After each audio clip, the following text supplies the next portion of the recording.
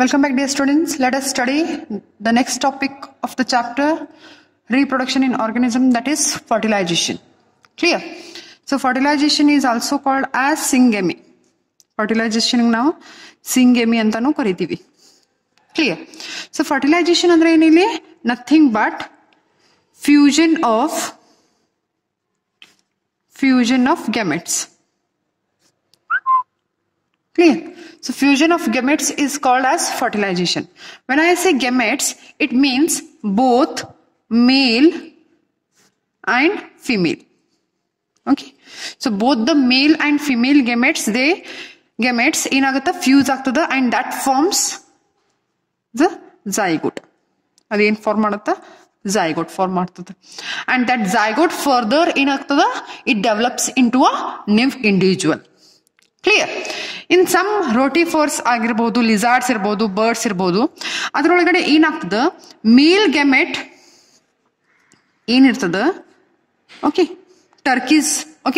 ಟರ್ಕೀಸ್ lizards and some birds ನಲ್ಲಿ ಏನಾಗ್ತದ male gamete ಏನ್ ಪ್ರೊಡ್ಯೂಸ್ ಆಗ್ತದಲ್ಲ, so that male gamete itself develops in to new organism.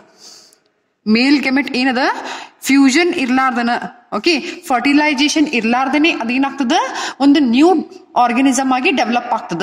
ಆ ಒಂದು ಪ್ರೊಸೆಸ್ ನಾ ಏನಂತ ಕರಿತೀನಿ, ಪಾರ್ಥಿನೋಜೆನೆಸಿಸ್. ಏನದು ಪಾರ್ಥಿನೋಜೆನೆಸಿಸ್. ಕ್ಲಿಯರ್? ಪಾರ್ಥಿನೋಜೆನೆಸಿಸ್ ಅಂದ್ರೆ ಏನಿಲ್ಲ, it is nothing but a process where the male gamete develops in to new organism without fertilisation.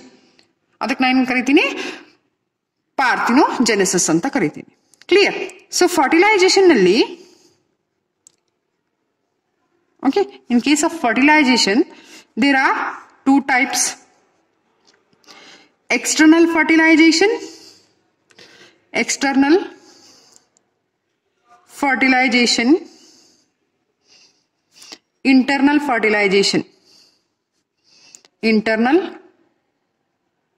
fertilization. Okay, so external fertilization and internal fertilization. So there are two types of fertilizations are there. In case of external fertilization occurs in the external medium.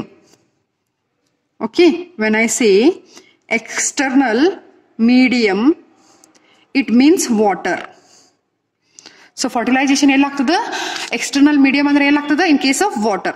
So zygote is formed outside the body. Okay, so fertilisation male ಮತ್ತು female ಗೆಮೆಟ್ ಎರಡೂ gametes fuse ಆದ್ಮೇಲೆ ಏನ್ form ಆಗ್ತದ, zygote form ಆಗ್ತದ.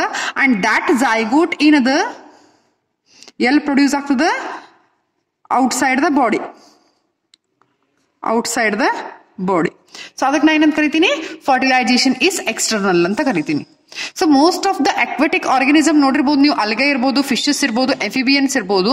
So ಅಲ್ಲಿ ಏನಾಗ್ತದ actually fertilisation ಏನದ external ಆಗ್ತದ. ಕ್ಲಿಯರ್? ಸೊ ಯಾವ ಅನಿಮಲ್ ನಲ್ಲಿ ಫರ್ಟಿಲೈಸೇಷನ್ ಎಕ್ಸ್ಟರ್ನಲ್ ಆಗ್ತದ, ಸೊ ಆ ಅನಿಮಲ್ಸ್ ನಲ್ಲಿ ಏನಾಗ್ತದ, both the gametes are released. Okay, so gametes ಏನದಾವ, they are released in large numbers. ಯಾಕೆ ಅಲ್ಲಿ ಗೆಮೆಟ್ಸ್ ಲಾರ್ಜ್ ನಂಬರ್ ಅಲ್ಲಿ ರಿಲೀಸ್ ಆಗ್ತದ, ಯಾಕಂದ್ರೆ ಏನದ ವಾಟರ್ ನಲ್ಲಿ ಫ್ಯೂಷನ್ ಆಗುತ್ತ. ಓಕೆ, ಮೇಲ್ ಮತ್ತು female gametes the fuses in the water. Okay, so ಈ ವಾಟರ್ ಕರೆಂಟ್ ನಲ್ಲಿ ಗೆಮೆಟ್ಸ್ ಬ್ರೇಕ್ ಆಗೋ ಚಾನ್ಸಸ್ ಇರ್ತದ, ಅಥವಾ ಕೆಲವೊಂದಿಷ್ಟು ಪ್ರಿಡೇಟರ್ಸ್ ಅದನ್ನ ನಾಶ ಮಾಡ್ತಾವ. ಸೊ ಡ್ಯಾಮೇಜಸ್ ಆಗೋ ಚಾನ್ಸಸ್ ಬಹಳ ಇರ್ತಾವ. So for that reason gametes ಏನದ ಲಾರ್ಜ್ ನಂಬರ್ ನಲ್ಲಿ ರಿಲೀಸ್ ಆಗ್ತದ, both as well as female as well as male nalli. Okay, so even external fertilization the disadvantage ಏನಂದ್ರೆ, ಡಿಸ್ಅಡ್ವಾಂಟೇಜ್ ಆಫ್ ಎಕ್ಸ್ಟರ್ನಲ್ ಫರ್ಟಿಲೈಸೇಷನ್ ಏನಂದ್ರೆ, so ಇಲ್ಲಿ ಆಫ್ಸ್ಪ್ರಿಂಗ್ ಏನ್ produce ಆಗ್ತಾವ, so ಅದರದ್ದು ಮುಂದೆ ಅಡಲ್ಟ್ ಆಗಿ ಫಾರ್ಮ್ ಆಗೋವರೆಗೂ ಅದಕ್ಕೆ ಬಹಳಷ್ಟು ಪ್ರಿಡೇಟರ್ಸ್ ಇರ್ತಾವ. ಫಾರ್ ಎಕ್ಸಾಂಪಲ್, ಈ ಒಂದು ವಾಟರ್ ಮೀಡಿಯಂ ನಲ್ಲಿ ಝೈಗೋಟ್ ಫಾರ್ಮ್ ಆಗೋದಂದ್ರೆ ಕೆಲವೊಂದಿಷ್ಟು ಪ್ರಿಡೇಟರ್ ಏನ್ ಮಾಡ್ತಾವ, ಅದನ್ನ ಬ್ರೇಕ್ ಮಾಡ್ಬಿಡ್ತಾವ. ಓಕೆ, ಸೊ ಹಾಗಾಗಿ ಅದರ ಸರ್ವೈವಲ್, ಅದು ಸರ್ವೈವ್ ಆಗಿ ಒಂದು ಅಡಲ್ಟ್ ವುಡ್ ರೀಚ್ ಆಗೋತನೂ ಅಲ್ಲಿ ಬಹಳ ಒಂದು ತೊಂದರೆಗಳಿರ್ತಾವ, ಅಡೆತಡೆಗಳಿರ್ತಾವ. So that is what called as disadvantages in case of external fertilisation. Clear? The offsprings are extremely vulnerable to the predators, threatening their survival up to the adulthood. Okay, so zygote ಲಿಂತ್ರ adult stage reach ಆಗುವವರೆಗೂ ಪ್ರತಿಯೊಂದು ಹಂತದಲ್ಲೂ ಏನಿರ್ತದ, predators ಲಿಂತ್ರನ ತಪ್ಪಿಸ್ಕೊಂಡು ಬರ್ಬೇಕಾಗತ್ತ, ಇಲ್ಲ ಅಂದ್ರೆ ಅದು ಅಲ್ಲೇ ನಾಶವಾಗಿ ಹೋಗ್ತದ. ಓಕೆ, ಸೊ ಅದ್ರದ್ದು ಲೈಫ್ ಸೆಕ್ಯೂರಿಟಿ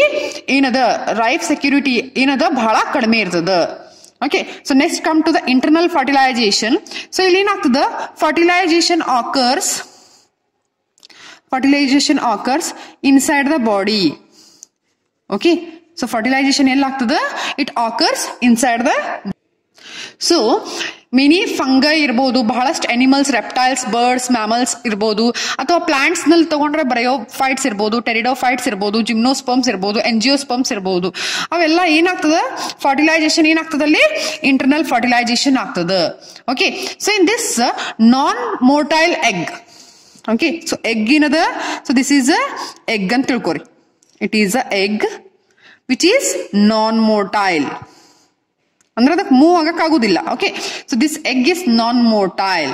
ಓಕೆ, ಸೊ ಇದು ಎಲ್ಲ ಇರ್ತದೆ egg, it is present inside the body.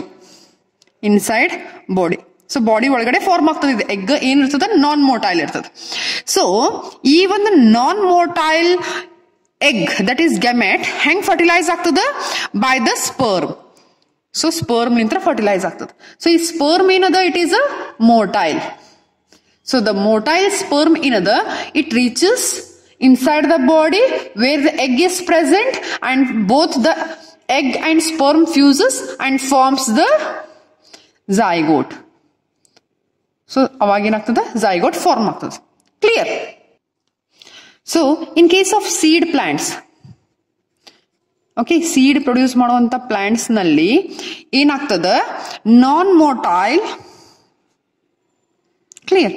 So non motile gametes are carried to female gamete by pollen tube. Clear? So ಅದು ಹೇಗೆ ಅಂತ ಹೇಳ್ತೀನಿ. ಫಾರ್ ಎಕ್ಸಾಂಪಲ್, ಇಲ್ಲಿ ಏನದ, ಸ್ಟಿಗ್ಮಾ ಅದಂತ ತಿಳ್ಕೊರಿ. ಸೊ ಇಲ್ಲಿ ಏನಾಗ್ತದ, ಈ ಸ್ಟಿಗ್ಮಾ ಮೇಲೆ ಬಹಳಷ್ಟು ಏನದ, ಪೋಲನ್ ಗ್ರೀನ್ಸ್ ಫಾಲ್ ಆಗ್ತಾವ. ಓಕೆ, ಸೊ ಈ ಬಹಳಷ್ಟು pollen grains, number of pollen grains falls on the stigma. So ಅದರೊಳಗಡೆ ಏನದ, right type of pollen grain. So think this is a right type of pollen grain. ಈ pollen grain ಏನಾಗ್ತದ, germinate ಆಗ್ತದ. Okay, and one of the pore ಮುಖಾಂತರ ಅದೇನಾಗ್ತದ, it forms a tubes like structure. Okay, so ಇದನ್ನ ನಾ ಏನಂತ ಕರಿತೀನಿ, pollen tube. ಏನಿದು, pollen tube. Okay, so this tube ಏನದ, ಓಕೆ, ಸೊ ದಿಸ್ ಟ್ಯೂಬ್ ಏನದ, ಈ ಟ್ಯೂಬ್ ಏನದಲ್ಲ, so this tube it carries 2 male gametes. ಏನ್ ಮಾಡ್ತದ, 2 ಮೇಲ್ ಗೆಮೆಟ್ ಅನ್ನ ಕ್ಯಾರಿ ಮಾಡ್ತದ. ಓಕೆ, ಸೊ ಇಲ್ಲಿ ಒಳಗಡೆ ಕೆಳಗಡೆ ಏನಿರ್ತದ, ಓವರಿ ಇರ್ತದ. ಸೊ ಇಲ್ಲಿ ಓವರಿ ಒಳಗಡೆ ಇಲ್ಲಿ ಏನಿರ್ತದ, ಎಗ್ ಇರ್ತದ. ಸೊ ಇದು 2 ಮೇಲ್ ಗೆಮೆಟ್ ಅನ್ನ ಎಲ್ಲಿ ಬಿಡ್ತದ, near egg. Okay, so this is a pollen tube. Okay, so pollen grains falls on the stigma. The correct type of pollen grain the germinate and forms the tube, and this tube carries 2 male gametes. Okay, and that male gametes it comes with this pollen tube and reaches near the egg hatra hogtad. So avag enaagtadalli fertilization aagtad. Okay, so fertilization ಆಗ್ತದ. Clear? And that forms the zygote. Clear? So ಅಲ್ಲಿ ಏನಾಗ್ತದ, zygote form ಆಗ್ತದ. Hence, there is a large number of sperms produced, but the number of egg ಏನಿರ್ತದ ಇಲ್ಲಿ low ಇರ್ತದ. Okay, the number of egg ಏನದ ಇಲ್ಲಿ low ಅದ, but sperms production ಏನದ ಜಾಸ್ತಿ ಅದ. Okay, that means ನಾ ಏನ್ ಹೇಳ್ತಾ ಇದ್ದೀನಿ ಅಂದ್ರೆ, in case of seeded plant ಏನದ pollen grains ಬಹಳಷ್ಟು ಪ್ರೊಡ್ಯೂಸ್ ಆಗ್ತಾವ. ಓಕೆ, ಬಟ್ ಏನದ ಎಗ್ ಏನದ ಫ್ಯೂ ಇರ್ತಾವ. ಓಕೆ, ಯಾಕಂದ್ರೆ ಇಲ್ಲಿ right type of pollen grain ಏನಾಗ್ತದೆ, ಜರ್ಮಿನೇಟ್ ಆಗ್ತದ ಅಂಡ್ ಟ್ಯೂಬ್ ಫಾರ್ಮ್ ಆಗ್ತದ. ಆ ಟ್ಯೂಬ್ ಲಿಂತ್ರ 2 ಮೇಲ್ ಗೆಮೆಟ್ ಏನದ ಓವರಿ ಒಳಗಡೆ ಇರುವಂತ 2 ಎಗ್ ಹತ್ರ ಹೋಗ್ತದ ಅಂಡ್ ಅಲ್ಲಿ 2 ಫ್ಯೂಸ್ ಆಗಿ ಏನಾಗ್ತದ, ಝೈಗೋಟ್ ಫಾರ್ಮ್ ಆಗ್ತದ. ಸೊ ಹ್ಯಾನ್ಸ್ ಫರ್ಟಿಲೈಸೇಷನ್ ಏನದ ಆಗತ್ತೆ. So I hope you have understood today's topic, that is on fertilization. So fertilization andre enilli, that is nothing but the fusion of male and female gamete that forms zygote.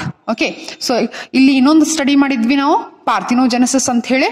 So parthenogenesis ಅಂದ್ರೆ ಏನಿಲ್ಲಿ, it is nothing but the female gamete, okay, develops into a new organism.